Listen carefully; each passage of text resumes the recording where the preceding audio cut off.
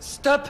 Ne la touchez pas! Vous avez tressailli quand ils ont touché votre cou. Avez-vous mal à la main droite? Oui. Il y a plus qu'une fracture. Quelque chose appuie sur la moelle épinière. Le moindre mouvement peut déplacer l'objet et entraîner une paralysie permanente. Tout le monde n'a vu que le traumatisme cervical en surface. Seul Sean a détecté l'anomalie fatale. Le docteur Melandé s'est immédiatement mis en alerte. Il a lancé d'urgence une inspection sur place. Au moment où l'image du scanner portable apparaissait lentement, la vis de fixation implantée lors d'une ancienne opération cervicale du patient s'était déplacée sous le choc de l'accident, comprimant dangereusement le canal rachidien fragile. Si la pression continuait d'augmenter ou si le moindre déplacement se produisait, Martha ferait face à une paralysie irréversible à vie. Non, vous ne pouvez pas opérer ma femme au milieu de tout ça.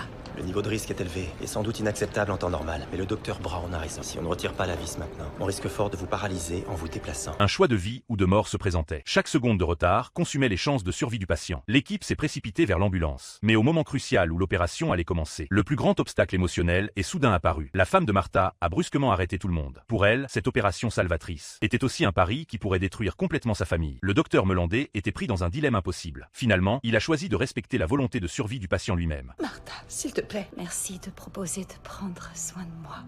Encore une fois. Et même si j'avais 1000 ans avec toi, ce serait toujours pas suffisant. Tu es toute ma vie aujourd'hui. L'amour profond et le poids de la vie et de la mort s'affrontaient, brisant l'impasse finale. La famille a finalement abandonné son opposition et accepté. Pendant l'opération, Martha a soudainement fait une hémorragie massive sans aucun signe avant-coureur. L'espoir de survie a été instantanément anéanti. Le docteur Brown a été forcé de dépasser toutes les normes médicales. Elle a repéré l'équipement de pompe à bière sur place. Ce dispositif d'urgence improvisé a réussi à stabiliser la crise hémorragique. Cette opération d'une difficulté extrême s'est enfin terminée péniblement. Mais au moment crucial du transfert, une puissante réplique a frappé les lieux. Tout le monde s'est immédiatement mis en tension, protégeant le patient de leur corps avec toute leur force. Chaque seconde des longues secousses était une torture. Après avoir survécu à cette réplique mortelle, ils ont immédiatement transporté Martha en urgence à l'hôpital.